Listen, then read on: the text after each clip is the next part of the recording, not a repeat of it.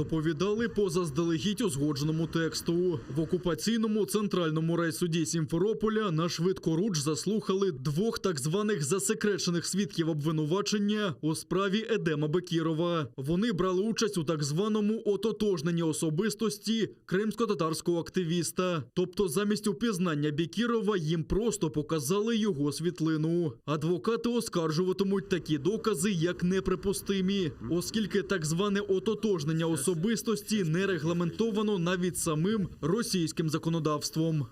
Свидетели давали показания полностью в соответствии с теми показаниями. Они повторили слово в слово показания, которые были даны на следствии, подтвердили данное проходение данного мероприятия, отождествления, так называемое, когда был опознан Эдем Бекиров засекреченным свидетелем Иметовым.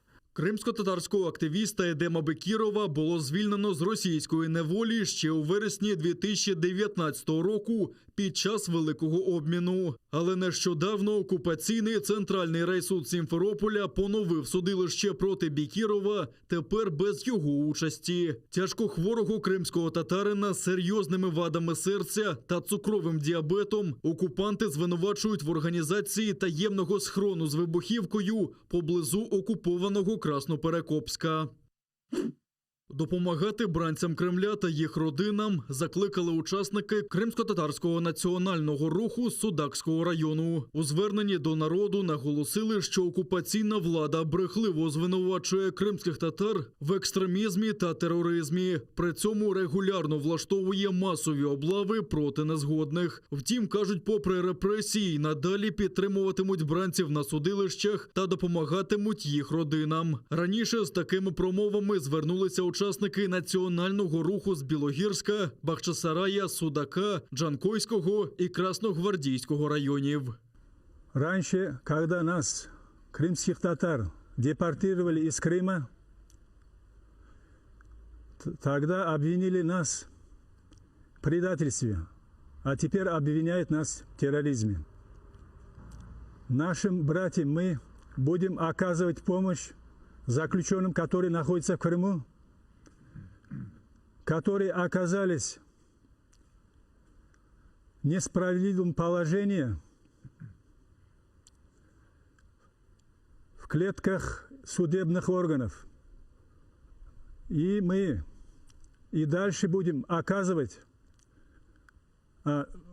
помощь нашим братьям. Чтобы бүтін қапалған, бүтін түрмелерде балалары өксіз қалдырған үшін наразылық білдіріп, біз елімізден келгенше о жатқан адамларға ярдым дуалар yapıp, elimizden en geleceği dualar yapıp, Allah'a yalvarıp, onlara yengillik olsun, tez evlerine kaçsın.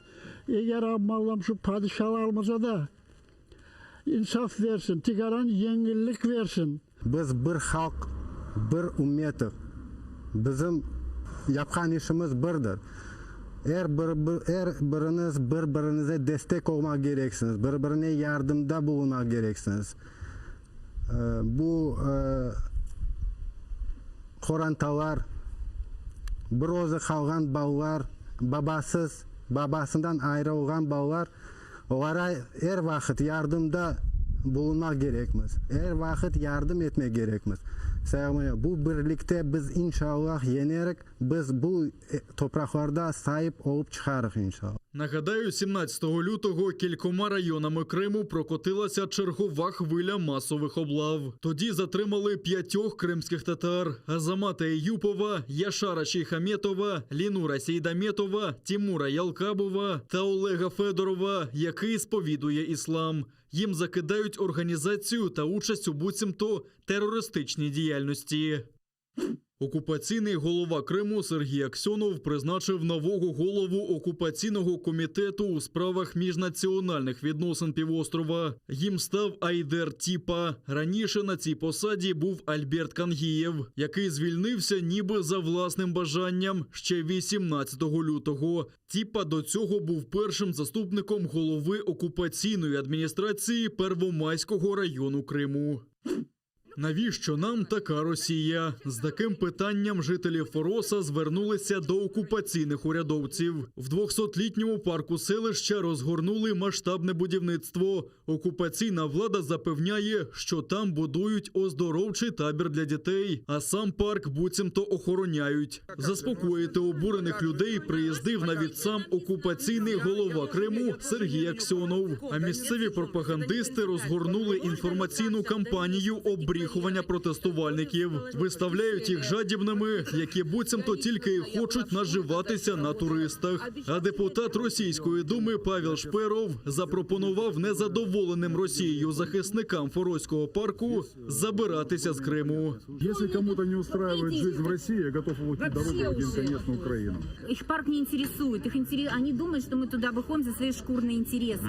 Но они не понимают, что они здесь не живут. А мы здесь всю жизнь живем. У нас дети, уже внуки, наши родители здесь жили. И мы все ходили, парк был доступный для всех, мы ходили, гуляли всегда. Даже между теми вот корпусами, которые когда-то там стояли. Понимаете? А сейчас они заборы там собираются ставить, многоэтажки. Мы против мы вообще против стройки. Им это не понять.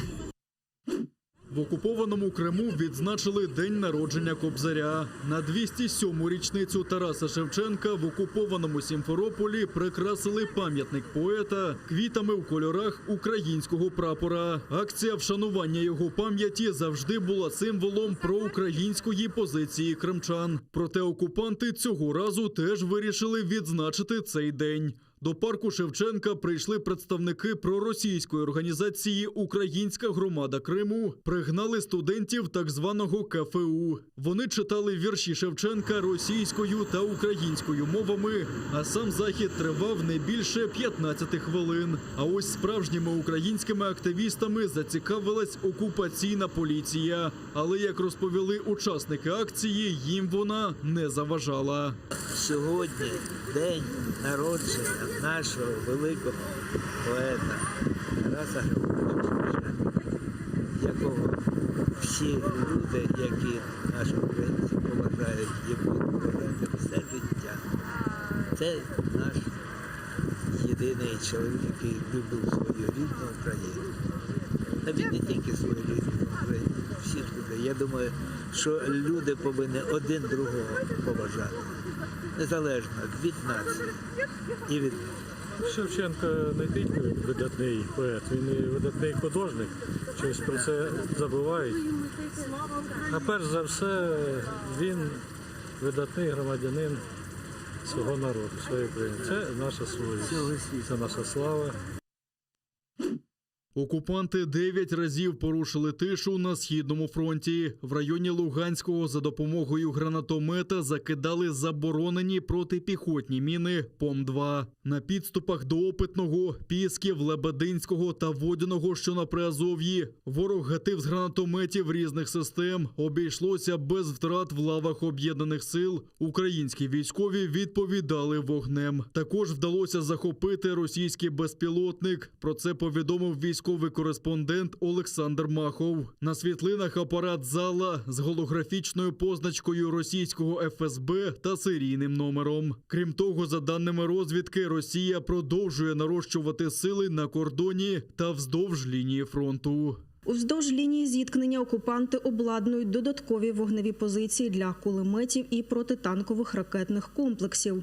Збільшують кількість снайперів, артилерійського та мінометного озброєння. Здійснюють поповнення боєприпасів у підрозділах на передових позиціях.